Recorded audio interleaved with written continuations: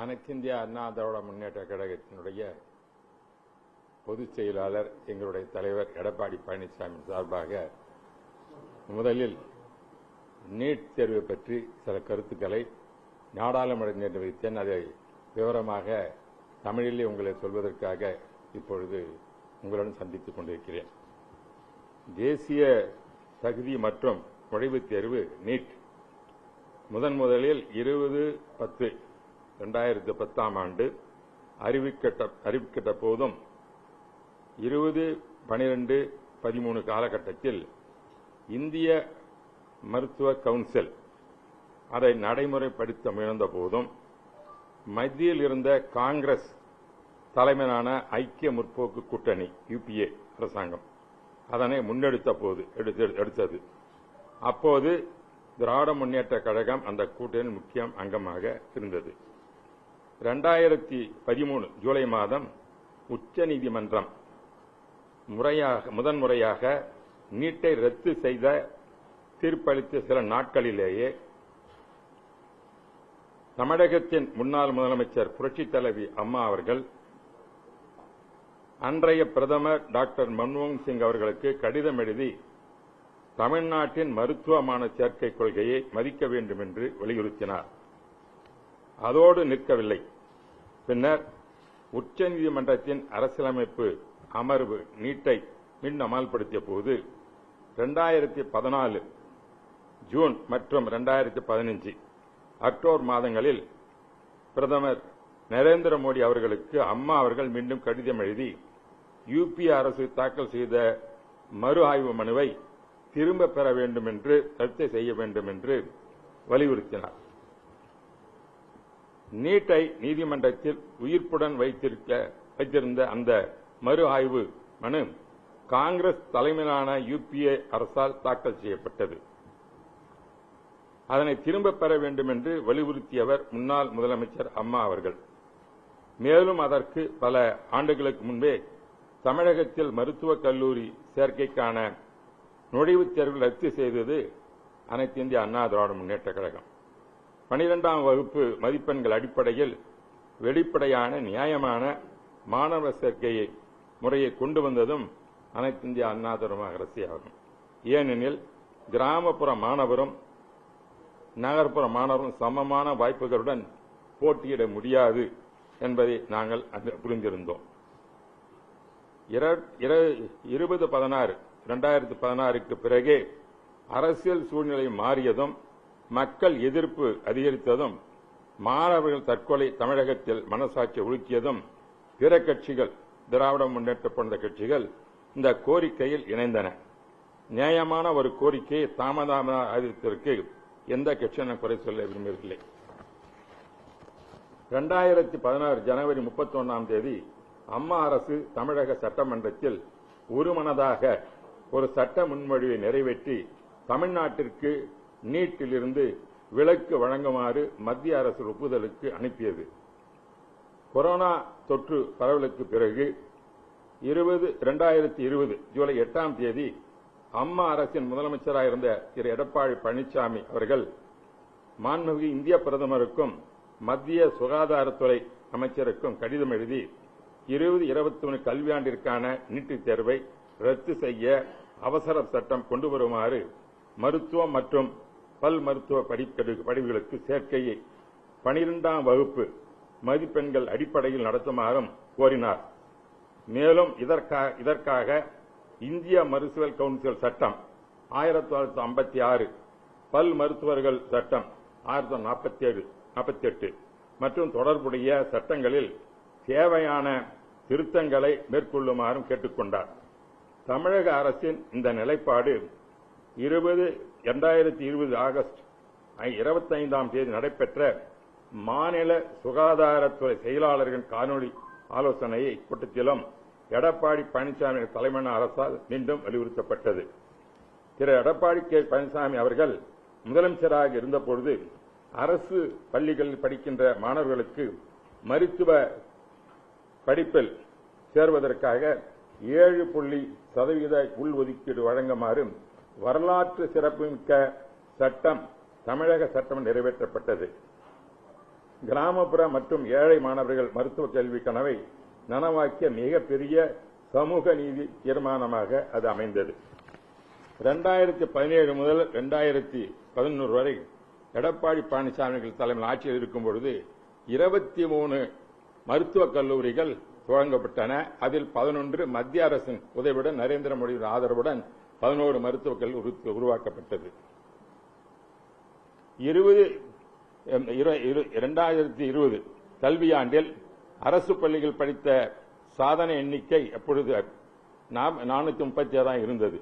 ஆனால் இந்த 7% மூலம் கொண்டு வருவதன் மூலமாக சுமார் ஆயிரக்கணக்கான மாணவர்கள் MBBS படிப்பதற்கு வாய்ப்புகள் கிடைத்தது.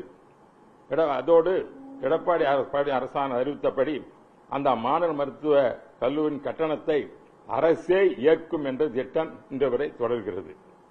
2011 ஆண்டு திமுக ஆட்சி முடிந்த பொழுது தமிழகத்தில் 1945 மருத்துவ இடங்கள் இருந்தன. ஆனால் எடப்பாடி பழனிசாமி ஆட்சியிலே அது 5000க்கு மேலாக மருத்துவ படிப்பு கிடைப்பதற்கு எண்ணிக்கையில் உயர்த்தப்பட்டது. நமது முன்னாள் கல்வி தமிழகத்தில் இந்தியாவினுடைய கல்வி அமைச்சர் தர்மேந்தர் பிரதான் அவர்கள் கல்வி மாஃபியாக்கள் மீது இந்த அரசு எந்த சமரசம் செய்யாது, ஒரு குழந்தையும் தனது கல்வியை உரிமை இழக்க அனுமதிக்காது என்று தெளிவாக கூறியிருந்தார். தட் இஸ் இங்கிலீஷில் சொல்லணும்னா, our former education minister Sri Dharmendra Pradhan had made it clear that this government has no zero tolerance against the education mafias and will not allow a single child to be deprived of their rights என்பதை சொல்லியிருந்தார். நாடு முழுவதும் தனியார் பயிற்சி மையங்கள் கட்டுக்கடங்காமல் பெருகி வருவது மிகுந்த கவலை ஏற்படுத்துகிறது. இம்மையங்களில் பல மிக அதிக கட்டணங்களை வசூலித்து மாணவர்களுக்கும் பெற்றோருக்கும் கடுமையான பொருளாதார சுமையை ஏற்படுத்துகின்றன. தனியார் பயிற்சி மையங்கள் முற்றிலும் தடை செய்ய வேண்டும் என்பதுதான் அனைத்து இந்திய அண்ணா திராவிட முன்னேற்றங்களுடைய கொள்கையாகும். ஏனெனில் அவைதான் கேள்வித்தாள் கசிவுகள், ஒழுங்கமைக்கப்பட்ட தேர்வு முறைகேடுகள் மற்றும் கல்வியின் வணிக வளாகமாக முக்கிய காரணிகள் ஒன்றாக மாறியுள்ளன என்பதை நான் மத்திய அரசிடம் பலவிதம் எடுத்து கூறியிருக்கின்றேன். ஆகவே இந்த கோச்சிங் சென்டர்ஸ் அபாஷ் பண்றது மூலமாகத்தான் இந்த விடைத்தாள்கள், இந்த கேள்வித்தாள்கள் கசிவை தடுக்க முடியுமே ஒழிய, நேற்று கொண்டு வந்த சட்டம் நல்லதாக இருந்தாலும் கூட அது முழுமையாக அதனால் செய்ய எந்த பலன் ஏற்படாது என்பது என்னுடைய கருத்தாக நான் கருதுகிறேன். காரணம், இந்த கோச்சிங் சென்டர்ஸ் பூராம அவங்க தான் கமர்ஷியல் பண்ணி இந்த கொஸ்டின்ஸ் லீக் அவுட் பண்றாங்க. இது குறித்து அதோட அதிக மதிப்பெண் வாங்குவதற்கு அது எதுவாக உருவாக்குகிறார்கள். இந்த பயிற்சி மையங்கள் கலாச்சாரத்தை மற்றும் தீய விளைவு, குறிப்பாக 11, 12ஆம் வகுப்பில் பள்ளி கல்வியின் முக்கியத்துவம் படிப்பாக குறைந்து வருவதாகும். எல்லா ஸ்கூல்லும் பாத்தீங்கன்னா +1 போல பசங்களே இருக்கிறது கிளாஸ்ல. எந்த இதிலும் போய் பாருங்க, எல்லாம் கோச்சிங் சென்டர்ஸ் தான் போறாங்க.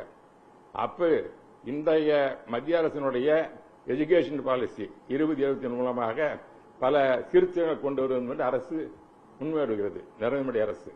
ஆனால் அதே நேரத்தில் இந்தியா முழுவதும், தமிழகத்தில் மட்டும் இந்தியா முழுவதும் +1, +2 படிக்கின்ற கல்வியில் படிக்கின்ற மாணவர் கல்வி பள்ளிகளுக்கு செல்வதில்லை. எல்லோரும் கோச்சிங் சென்டருக்கு போறாங்க. அதனால ஸ்டாண்டர்ட் ஆஃப் எஜுகேஷன் போயிட்டு இருக்குது. ஆகவே ஒரு தொடக்கப்பள்ளியை தொடங்க வேண்டும் என்றால் அதற்கு அரசனுடைய அனுமதி பெற வேண்டும். இந்த கோச்சிங் சென்டர்ஸ் எல்லாம் அது ஒரு எஜுகேஷன் இன்ஸ்டிடியூஷன் மாதிரி தான். ஏன்னா +1 பிறகு +2 பிறகு அவர்கள் BA, BSc, பிறகு இன்ஜினியரிங், MBBS, நர்சிங் மாதிரி போறாங்க.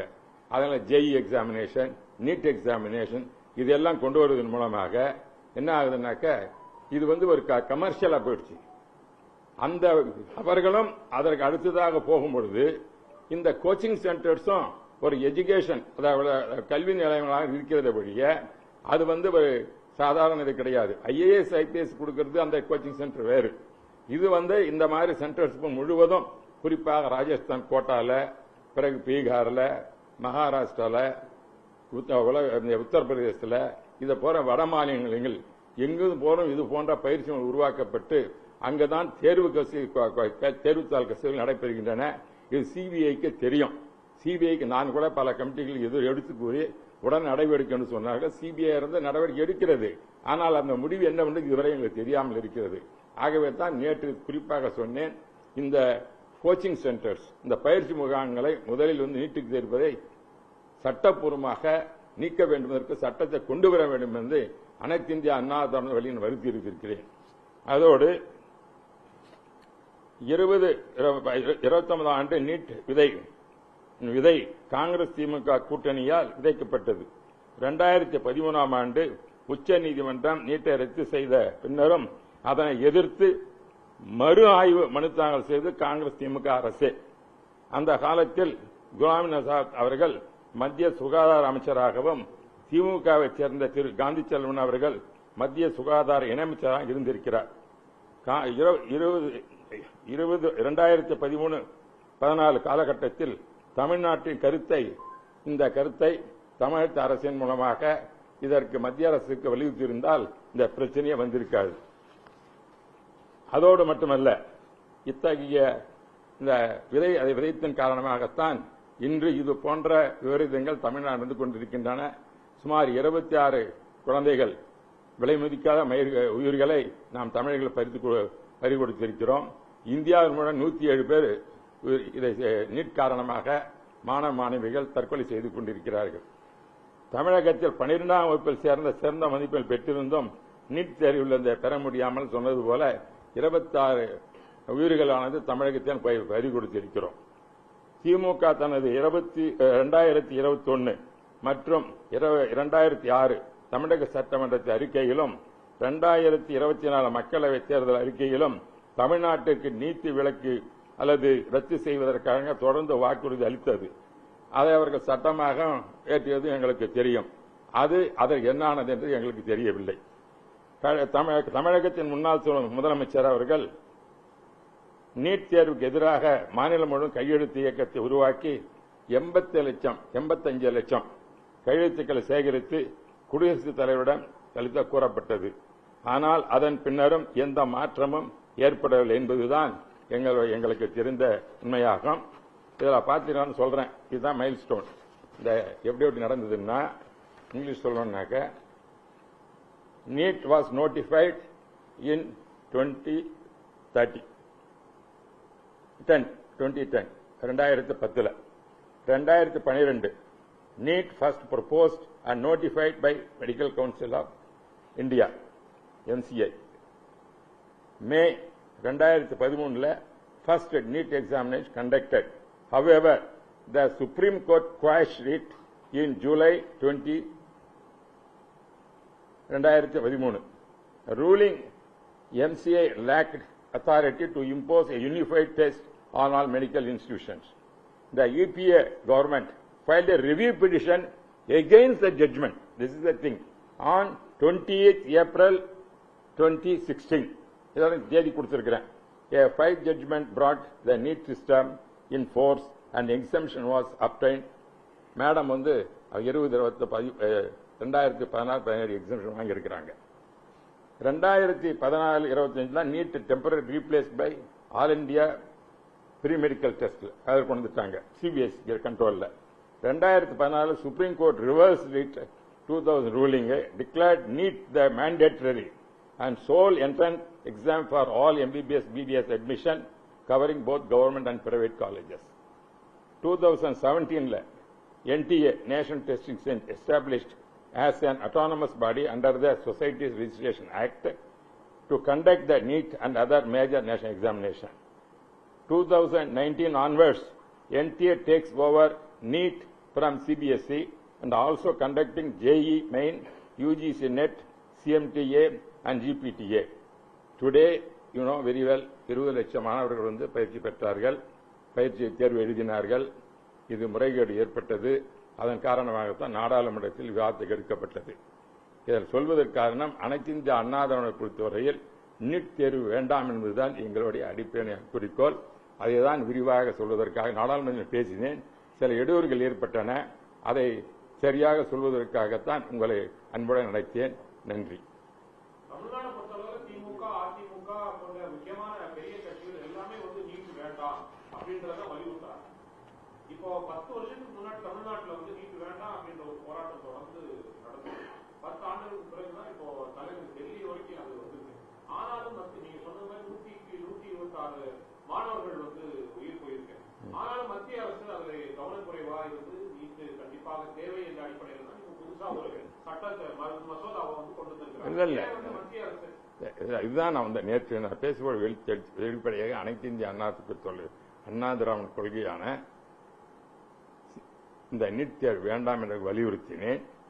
இது போன்ற சட்டங்கள் எல்லாம் வருவதன் மூலமாக இந்த தேர்வு முறைகளை செய்து தடுத்துவிட முடியாது என்பதுதான் எங்களுடைய கருத்தும். அதற்கு நீட் தேர்வு தேவையில்லாத ஒன்று. காரணம், சுகாதாரத்துறை ஹெல்த் மினிஸ்ட்ரி ஸ்டேட் சப்ஜெக்ட். அந்தந்த ஸ்டேட் கவர்மெண்ட் தான் மெடிக்கல் காலேஜை கட்டுறாங்க, செலவு பண்ண. சென்ட்ரல் கவர்மெண்ட் கொஞ்சம் சப்சிடி கொடுக்குறாங்க. அது ஸ்டேட் சப்ஜெக்ட். அதே நேரத்தில் எஜுகேஷன் கன்கரண்ட் லிஸ்ட் இருக்குது, பொது வந்துருச்சு. அதுக்கு வந்ததுக்கு காரணம் இந்திரா காந்தி மாதிரி இது தன்னுடைய இந்த எமர்ஜென்சி பீரியட்ல அந்த சட்டத்தை கொண்டு வந்தாங்க. அதை சொன்னதுக்கு வரும்போது தான் எஜுகேஷன் கன்கரண்ட் லிஸ்ட் பண்ணாங்க. அந்த கன்கரண்ட் லிஸ்ட் இருக்கிறது மீண்டும் மாநில பட்டியலுக்கு மாற்ற வேண்டும் என்பதுதான் எல்லா கட்சிகளுடைய தமிழ்நாடு கல்வியினுடைய கொள்கையாக இருக்கிறது. அதை இந்த எப்படி அந்த அன்னைக்கே அது செஞ்சிருக்கலாம். ஏன்னா 18 வருஷம் திமுக மத்திய ஆட்சியில் இருந்தது, அதெல்லாம் விட்டுட்டாங்க. இப்ப அவங்களும் பேசுறாங்க, நாங்களும் ஒரு ஆண்டு காலம் இருந்தோம், இல்லைன்னு சொல்லல, அப்பொழுது எல்லாம் வலியுறுத்தணும். ஆகவே இந்த கல்வியானது கன்கரண்ட் லிஸ்ட் இருந்து ஸ்டேட் சப்ஜெக்ட் வந்தாதான் இந்த நீட் எக்ஸாமை தடுக்க முடியும் என்பது என்னுடைய கருத்தாக இருக்கிறது. நான் சுப்ரீம் கோர்ட்ல எதுனாலும் சொல்லலாம், அதனுடைய சட்டத்தை அவர்களுடைய தீர்ப்பை மதிக்க வேண்டியதுதான். அதற்காக மாணவர்களை உயிர் பலி கொடுவது சரியான முறையல்ல. இது இந்த நீட் எக்ஸாம் ஒரு அநீதியானதுதான் என்பதனுடைய எனக்கு கருத்து. அதை தான் நேற்று வலியுறுத்தி பேசியிருக்கிறோம். அது மற்ற கட்சிகளும் திமுக பேசினாங்க, இல்லைன்னு சொல்லல. ஆனா இது நான் வெளிப்படையாக பேசுவதற்கு காரணம் ஒரு இந்த சரித்திரபூர்வமாக என்ன நடந்தது என்பதை விளக்குவதற்காகத்தான் அனைத்து இந்திய அண்ணா திராவிட முன்னேற்றங்கள் ஒவ்வொரு காலகட்டத்திலும் புரட்சித் தலைவர் அம்மா அவர்களும் எடப்பாடி அவர்களும் பல்வேறு முயற்சிகளை எடுத்து மாணவர்களுக்காக சில வாதாடி இருப்பதை தான் உங்களுக்கு குறிப்பாக சொல்வதற்கு நான் இங்க வந்தேன். மத்திய அரசு கொண்டு வந்திருக்கிற அந்த மசோதா சட்டம் நீட்ல நடைபெறுகிற அந்த முறைகேடை தடுப்பதற்கு சரியாக இருக்காது அப்படின்றத தம்பிதுரை இல்ல, அது சரியான இருக்காதுன்னு சொல்றது இல்ல, ஒரு முயற்சி தான். நான் தம்பிதுரை கருத்து இல்ல, ஒரு சட்டம் ஒரு நல்ல இதுக்கு தான் கொண்டு வந்திருக்கிறாங்க, நான் மறுக்கல. அதன் மூலமாக முழுமையாக இந்த முறைகேடுகளை தடுத்துவிட முடியாது என்பது என்னுடைய கருத்து.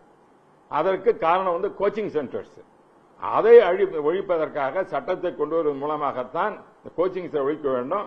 அதே +1 +2 படிக்கின்ற மாணவர்களுக்கு எவ்வாறு பொதுத் தேர்வை ஆல் இண்டியா எக்ஸாமினேஷன், அதாவது இந்தியா நாட்டின் வழியாக நடைபெறும் பொதுத் தேர்வுகளை படிப்பதற்கு சந்திப்பதற்கு அது வேண்டுமா வேண்டாம் ஒரு பக்கம் இருந்தாலும், இப்பொழுது காலகட்டத்தின் காரணமாக சிலர் செயல்பட்டுக் கொண்டிருப்பதன் காரணமாக மாணவர்களுக்கு நல்ல ஒரு பயிற்சி தருவதற்கு ஒவ்வொரு அரசு பள்ளியா இருந்தாலும் சரி, தனியார் பள்ளியா இருந்தாலும் சொல்லி இந்த +1 +2 அவருக்கு தனியான முறையில் ஒரு கோச்சிங் கொடுப்பதுதான் நல்லதாக இருக்கும்.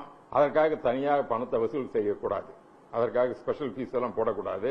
அப்படி செய்வதன் மூலமாக மத்திய அரசும் மாநில அரசும் எல்லா பள்ளிகளுக்கும் அவர்கள் உத்தரவிட வேண்டும். இந்த மாதிரி கோச்சிங் சென்டர்ஸ் கம்ப்ளீட்டா அபாலிஷ் பண்ணணும்.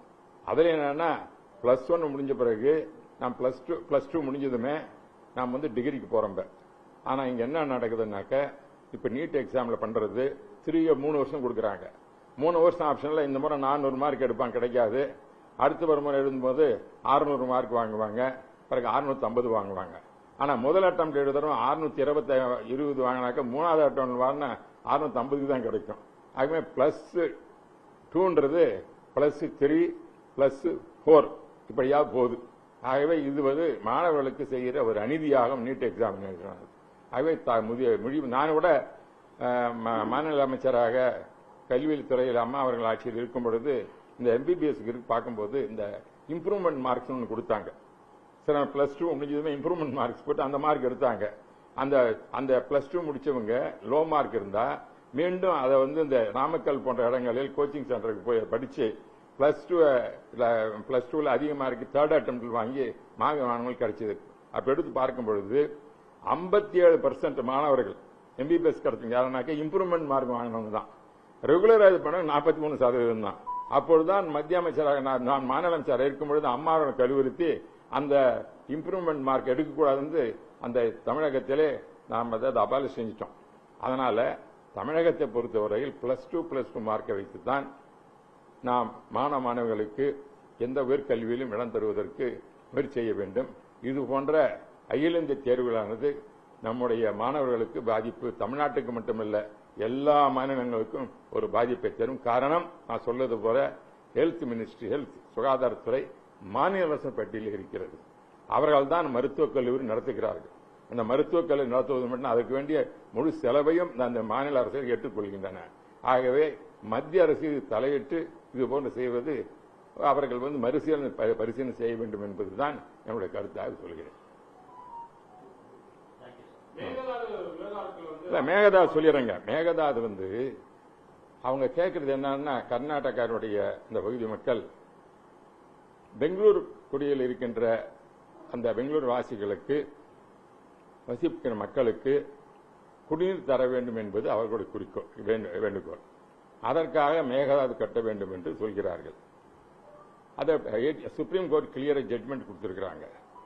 எந்த அணை கட்டுவதாலும் கீழே மற்ற ரிப்பேரியன்ஸினுடைய மற்ற எல்லா ஸ்டேட் இருக்கு. கேரளா இது இருக்குது, மாநில அரசு சம்பந்தப்பட்டிருக்கு, தமிழ்நாடு இருக்குது, கர்நாடகா இருக்குது, பாண்டிச்சேரி இருக்குது. இதனுடைய ஒப்புதல் இல்லாமல் எதுவும் செய்ய முடியாது. ஒன்று. இரண்டாவது, குடிநீர் தருவதற்கு பெங்களூர் மக்களுக்கு 18 டிஎம்சி வாட்டர் கொடுக்கணும் ஜட்மெண்ட் கொடுத்திருக்கிறாங்க. அதில் 18 டிஎம்சி வாட்டர் மேகதாது கட்டி தான் எடுக்கணும் அவசியம் கிடையாது. அது கிருஷ்ணராஜசாகர் அணை இருக்கிறது. அந்த அணையிலிருந்தே அவர்கள் 18 டிஎம்சி பெங்களூர் கொடுப்பதற்கு அது செய்து கொள்ளலாம். இதற்காக அணை தேவையில்லை. எப்படி மேட்டூரிலிருந்து நம்ம தண்ணி எடுத்து பல கிராமங்களுக்கு, சேலம் மாவட்டமா இருக்கட்டும், அதே போல கள்ளக்குறிச்சி மாவட்டம், பல பகுதிகளுக்கு இன்னும் கிருஷ்ணகிரி மாவட்டம், தருமபுரி மாவட்டத்துக்கு அங்கெல்லாம் தண்ணி எடுத்து கொடுக்கிறோம். அப்படி இருக்கும் பொழுது குடிநீர் தருவதற்கு பெங்களூர் மக்களுக்கு அவசியம் தேவைதான். அதற்காக நாம் யாரும் எதிர்ப்பு கிடையாது. சுப்ரீம் கோர்ட் கொடுத்தது போல 18 டிஎம்சி வாட்டர் எடுத்துக்கொள்ளலாம். எங்கு எடுத்துக்கொள்ளலாம் என்பதுதான் பிரச்சனை. அது அவர்கள் வந்து எப்படி நாம மேட்டூரில் எடுத்துக்கொள்கிறோமோ அதுபோல கிருஷ்ணராஜசாகரிலிருந்து 18 டிஎம்சி வாட்டர் எடுத்துக்கலாம். அதுக்காக மேகதாது அணை என்பது தேவையற்ற ஒன்று. அப்படி கட்டினால் தமிழகத்தின் விவசாயிகளுக்கும் நம்முடைய தமிழ்நாட்டு மக்களுக்கும் நீர் கிடைக்காது, பாண்டிச்சேரி மக்களுக்கும் கிடைக்காது. இது பெரிய பாதிப்பை தமிழகத்துக்கு உருவாக்கும்.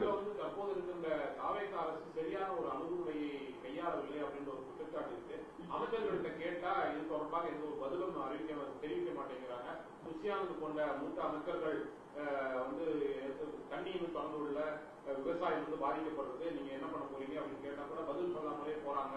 மக்களை உதாசீனப்படுத்துறது மாதிரி இல்ல. அவர்களுடைய அணுகுமுறை எப்படி இருக்கிறதோ, என்னை பொறுத்தவரை இப்பொழுது அவர்களுக்கும் தெரிந்து கொள்வதற்கு ஒரு குறிப்பை தந்திருக்கிறேன். 18 டிஎம்சி வாட்டர் எடுக்கணும்னா மேகதாது அணை கட்ட வேண்டிய அவசியம் கிடையாது. இது யாருமே பேச மாட்டேன்றாங்க. கிருஷ்ணராஜசாகர் எடுத்துக்கலாம் இல்ல, வேற வேணாம்னு சொல்றோம்ல.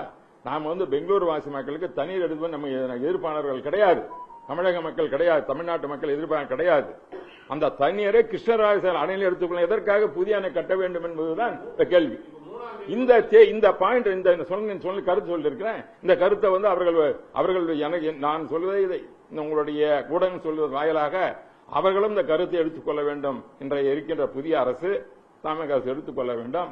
இதைதான் வலியுறுத்த வேண்டுமே வெளிய அதற்காக மேகதாது கட்ட வேண்டும் என்ற கருத்தை ஏற்றுக்கொள்ளக் கூடாது என்பதை அவர்கள் சொல்ல வேண்டும்.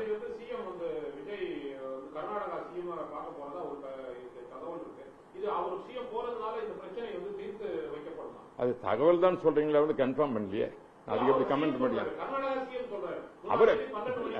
இல்ல, அவரு சொல்லியிருக்காரு. நம்முடைய தமிழக முதலமைச்சர் இப்பொழுது சொல்லியிருக்காரு, எனக்கு தெரியாத, நீங்க தான் ஊடகங்கள் செய்த, அவர்கள் சொல்லலாம்.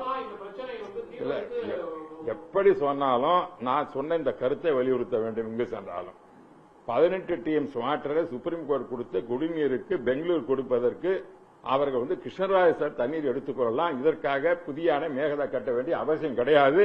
அது ஒரு 10,000 20,000 கோடி செலவாகும். அது மட்டும் இல்லாமல் தமிழக மக்களுக்கு பாதிப்பு ஏற்படும் விவசாயிகளுக்கு. பிறகு அதோடும் இல்லாமல் என்விரான்மெண்டல் வாங்கும்போது சுற்றுப்புற சூழ்நிலை பெரிய பாதிப்பு ஏற்படும்.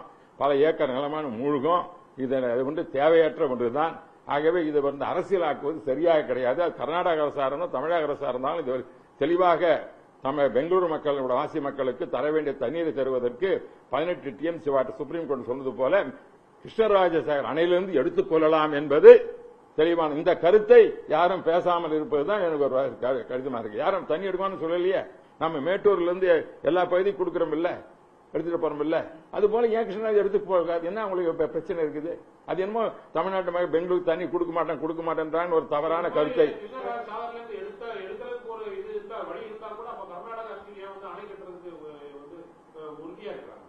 வேணாம் அதான் சொல்றோம்ல. அதுக்கு சொல்றேன். அவங்க என்ன சொல்றாங்கன்னா பெங்களூரு மக்களுக்கு தண்ணீர் கொடுப்பதற்காக அணை கட்ட வேண்டும் சொல்றாங்க, குடிநீர் தருவதற்காக. அந்த தண்ணீரை கிருஷ்ணராஜ் எடுத்துக் கொள்ளலாம் சொல்ற கருத்தை வலியுறுத்த வேண்டும். பெங்களூரு வாசி மக்கள் உணர வேண்டும். அங்கு பெங்களூரின் வாசி மக்களும் அவர்களை கர்நாடக அரசு வலியுறுத்தி எங்களுக்கு தண்ணீரை வந்து கிருஷ்ணராஜ் தடுத்தாருங்கள், வேகதாத அணையை சாக்கு வைத்துக் கொண்டு தரக்கூடாது என்று காலம் தடுத்தக்கூடாது என்பதுதான் என்னுடைய கருத்து.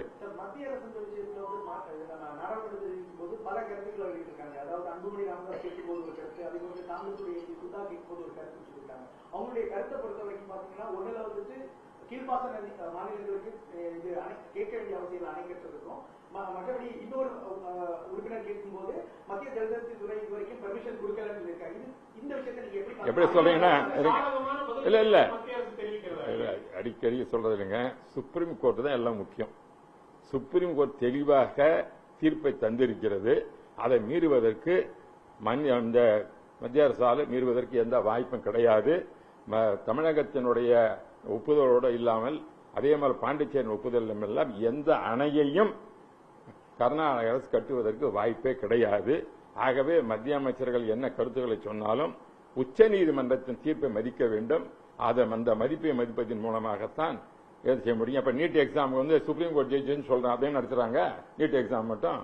அதே மாதிரி காவிரி தண்ணியோட பிரச்சனை சுப்ரீம் கோர்ட் சொல்லி மாதிரி தீர்ப்பு கொடுத்திருக்கிறாங்க. அம்மா புரட்சி அம்மாவுக்கு கெசட் நோட்டிபிகேஷன் வாங்கியிருக்காங்கல்ல, அதை செயல்படுத்த எப்படி அதெல்லாம் அரசியலுக்காக பேசிக்கிட்டு இருக்கலாம், எல்லாரும் பேசிட்டு இருக்கலாம். அதுக்காக கர்நாடக அமைச்சர் வந்து பேசுவார், அவர்கள் அரசியலுக்காக பேசலாம். ஆனா சட்டம் என்பது ஒன்று தீர்ப்பளிப்பது இருக்கும் பொழுது அதை மீறி எப்படி செயல்படுத்த முடியும்? இவன் மத்திய அரசினுடைய அமைச்சர்கள் என்ன கருத்து சொன்னாலும் எடுபடாது, என்ன பொறுத்தவரை எடுபடாது.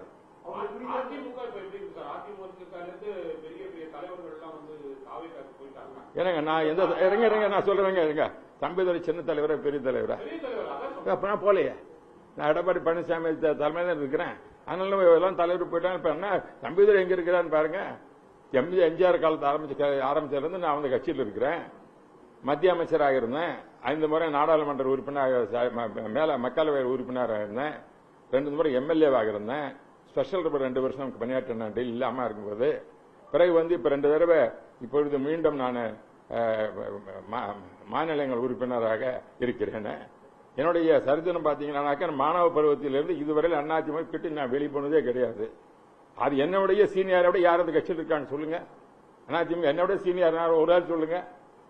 அதுக்கு மேல இந்த மாதிரி மூத்த தலைவராக இருக்கின்ற நானே இங்க இருக்கும்போது அது பிரச்சனையே இல்லையே. மத்தவங்களை பத்தி எனக்கு கவலை கிடையாது. யாரு நான் தான் மூத்த தலைவர். எடப்பாடி பழனிசாமி கழகத்தின் பொதுச் செயலாளர். அவரை நான் மதிக்கிறேன், என்னுடைய தலைவர் அவர். ஆனால் மூத்தவர்கள் சொல்லும் பொழுது என்னை விட மூத்தவர்கள் யார் கட்சியில் இருக்க தொடர்ச்சியாக இருப்பது இல்லங்க. அமைச்சர்கள் போவாங்க இல்ல. அதிமுக பொறுத்தவரை புரட்சி எம்ஜிஆர் அம்மா அவர்களால் உருவாக்கப்பட்டு இருக்கு வலிமையான ஒரு கட்சி. இந்த மக்களுடைய கட்சி, மக்கள் எழுச்சியான கட்சி. இந்த கட்சிக்கு எந்த காலத்தில் பாதிப்பு வராது. எம்ஜிஆர் தொட்டதெல்லாம் துலங்கும். எம்ஜிஆர் உருவாக்கிய என்றும் அழியாது. எடப்பாடி பழனிசாமி காப்பாற்றுவார் நம்பிக்கை எங்களுக்கு நன்றாக இருக்கிறது.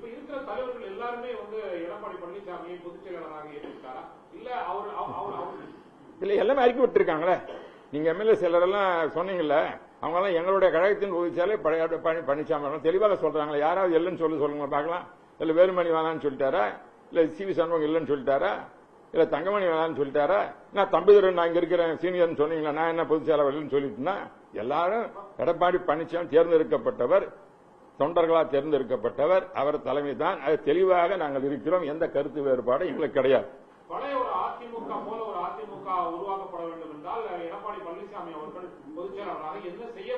இல்ல இல்ல பழைய காலத்துல வேற. அந்த பழைய காலம் சொல்றீங்களே, பழைய காலம் புதுமை காலமானது மாறிக்கொண்டே வருகிறது. டெக்னாலஜி மாறுது. பிறகு இளைஞர் உருவாகி கொண்டு வருகிறார்கள். அவர்கள் தான் தீர்மானிக்க இருக்கின்றார்கள்.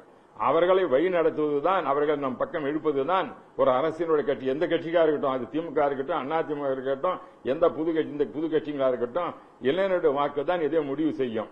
அந்த இளைஞர்களுக்கு நாம் எவ்வாறு இந்த திராவிட இயக்கத்தின் கொள்கைகளையும் அதனுடைய தமிழ்நாட்டினுடைய உரிமையையும் நாம் அவர்களுக்கு அடிக்கடி சொல்வதன் மூலமாகத்தான், எப்படி அண்ணாவர்கள் காலம் முழுவதும் பட்டி தொட்டி எல்லாம் சென்று நம்முடைய தமிழினுடைய பெருமையையும் தமிழுடைய உரிமையையும் நம்முடைய பேசினார்களோ, அந்த உணர்வை ஏற்படுத்துவதற்கு அது திராவிட முன்னேற்ற கழகமாக இருந்தாலும் சரி, அனைத்து முயற்சி செய்ய வேண்டும், செய்து கொண்டு இருக்கிறோம். அதில் வெற்றி பெறும் நம்பிக்கை எங்களுக்கு இருக்கிறது. எல்லாம் திராவிட கட்சி போயிடுச்சு பண்றாங்க. இப்ப இவர் இந்த கட்சி மட்டும் என்ன கட்சி? விஜய் வந்த கட்சி. அதுவும் பெரியார் தான் காமிக்கிறாங்க. அதனால திராவிட கட்சி ஒழிந்து விட்டு தவறான ஒரு கருத்துக்களை சொல்கிறார்கள். திராவிட கட்சிகள் தான் தமிழ்நாட்டை ஆண்டு கொண்டிருக்கின்றன. அது பெரியார் வழி வந்தவர்கள் தான் அந்த இயக்கம். இன்னைக்கு விஜயம் சொல்றது பெரியார் தான் சொல்லி இருக்கிறாரு. அதனால சும்மா தவறான வழியை திராவிட கட்சிகள் ஒழிந்து விட்டதுன்னு ஒழியவே கிடையாது. என்றுமே பெரியார் விட்ட அந்த விதையானது, அண்ணாவால் வளர்க்கப்பட்ட அந்த மரமானது, புரட்சி தலைவரை பாதுகாக்கப்பட்ட இயக்கமானது, அம்மா அவர்கள் பாதுகாக்கப்பட்ட இயக்கமானது என்றும் அழியாது, என்றும் மக்களுக்கு நன்மை செய்யும். அந்த உணர்வு தமிழகத்தை பொறுத்தவரை யாருக்கும் சென்றுவிட முடியாது.